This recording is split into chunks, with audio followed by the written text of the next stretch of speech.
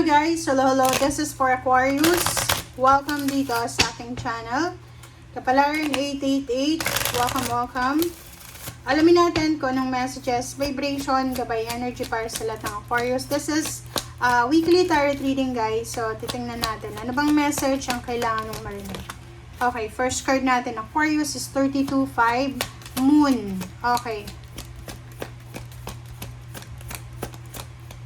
May ginagawa ka bang ano ngayon?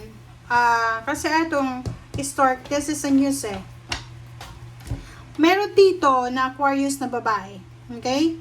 Aquarius na babae, punong-puno ka ng takot sa linggong ito. Hindi ko alam kung bakit, but simula siguro to ng New Moon in Aries. Normally yung New Moon in Aries, magdadala sa iyo ng new beginnings eh. But for you, nakikita ko na you have fear eh.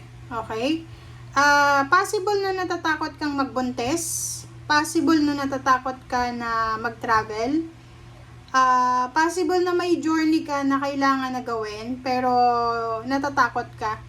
It's either nagpapatayo ka ng bahay, or gusto mong bumili ng bahay, gusto mong bumili ng sasakyan, gusto mong mag-travel. Natatakot ka kasi possible na makatanggap ka ng balita na hindi maganda.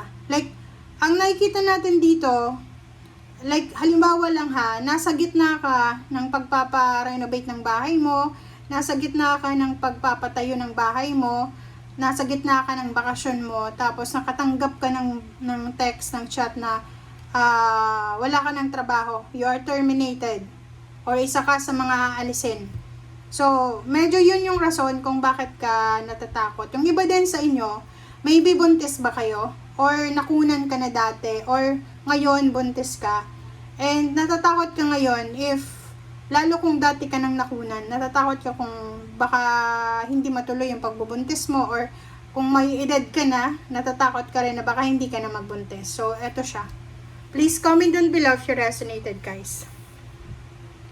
Natatakot ka, or possible yan na makatanggap ka ng balita sa linggong ito na pwedeng magdala sa'yo ng takot.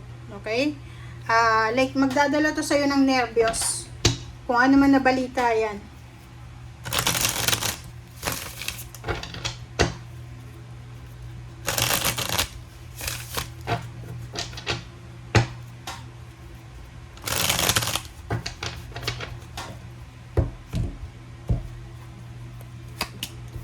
Okay, 4 of Swords,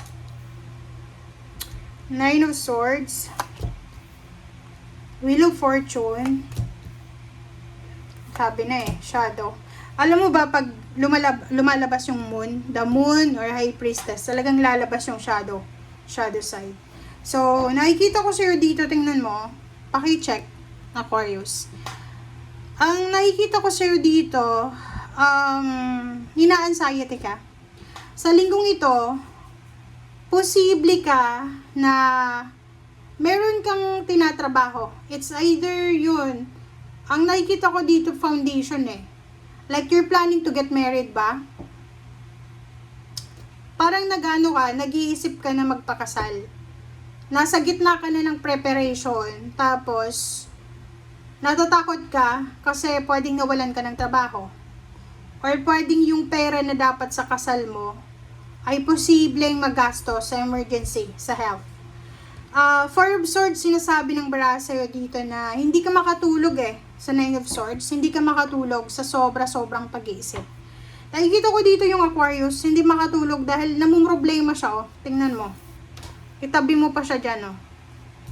'Di ba? Tingnan mo, etong barahang ito, etong apat na to, 1, 2, 3, 4. Ang cards na yan, nagsasabi na etong 4 of Swords, kailangan mo na mag-reflect. Kailangan mo mag-pray, kailangan mo mag-meditate, kailangan mo ng peace of mind, kailangan mo magpahinga, kailangan mo matulog. 9 of Swords, hindi ka makatulog eh. 'Di ba? Parang sleepless nights, hindi ka makatulog sa gabi, hindi ka makatulog sa umaga. Or kung may trabaho ka sa umaga, hindi ka makapasok kasi masakit yung ulo mo. The shadow side. Shadow side in the Moon, nakikita ko sa'yo dito, plus 9 of Swords na ang rason kung bakit ka hindi makatulog kasi na-stress ka. sobra-sobra siguro yung expectation sa'yo ng mga tao sa paligid mo, and namumroblema, na-stress ka ngayon dahil hindi mo alam kung paano mo ba itutuloy itong ginagawa mo or itong journey mo. Okay? The Wheel of Fortune, Six of Cups, sinasabi ng bara sa'yo dito na natatakot ka. Yung takot mo ay baka bumalik ka sa dati. Siguro marami kang pinagdaanan na problema, financial, emotional sa past. And dahil sa sobrang expectation sa'yo ng mga tao, nape-pressure ka ngayon na you're between sa sa pagbabago and then going back sa dati. Parang ganon. So, nakikita ko sa'yo dito, emotionally, spiritually, financially, psychologically, you are tired. Okay? Pagod na pagod ka. Pagod ka na baguhin yung takbo ng buhay mo. Lalo na sa pagtatrabaho, nakikita natin dito na shadow side gabi, araw na nagtatrabaho ka, parang walang pahinga. Eto, kahit pagod siya, pagod yung katawan niya, hindi siya makatulog sa gabi. Okay? So, let's check. Sabi na trabaho ka lang ng trabaho. Napaka-busy mo. Napaka-busy. Yun, di ba? So, namumroblema ka talaga. You're stress dahil sa pagpapatayo mo ng bahay, sa kasal, or na-stress ka sa mga gastusin, sa mga bills or expenses na kailangan mong bayaran. Love life din, sa love life mo, medyo shadow siya. So, yung love life mo is hindi masyadong tahimik, magulo, natatakot kayo sa bawat isa or whatever man. High Priestess, sabi na Sabi ng bara sa'yo dito, makinig ka sa sinasabi ng iyong intuition. And iwasan mo din yung sobra-sobrang pag-i-expect. Diba? Yung expectation natin, minsan yan yung nakakasira ng diskarte. Etong Wheel of Fortune, tsaka High Priestess, sinasabi ng barahan na wala kang control sa future mo. Kaya nga, diba? Dito sa barahan mo, sinasabi na once na nagpaplano kang magpakasal, ibig sabihin, maghanda ka ng pera, panggastos. Gusto mong magkaroon ng baby, maghanda ka din ng pera. Kasi marami kang gastusin Next is, gusto mo magpatayo ng bahay, bumili ng sasakyan na installment. Dapat meron ka na solid na pera every month. So, eto yun. Sabi ng baraha, huwag kang matakot na bumalik sa dati yung buhay mo. Okay? Kasi wala ka namang control Diba?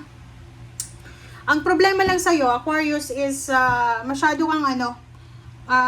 kang mabilis gumawa ng aksyon. Like for example, may hawak ka ng konting pera, tapos gagawa ka ng isang napakalaking purchase or, 'di ba? Na hindi ka sigurado kung masusustain mo ba siya. So, yun ang kailangan mong iwasan. Okay? So, thank you guys. Bye!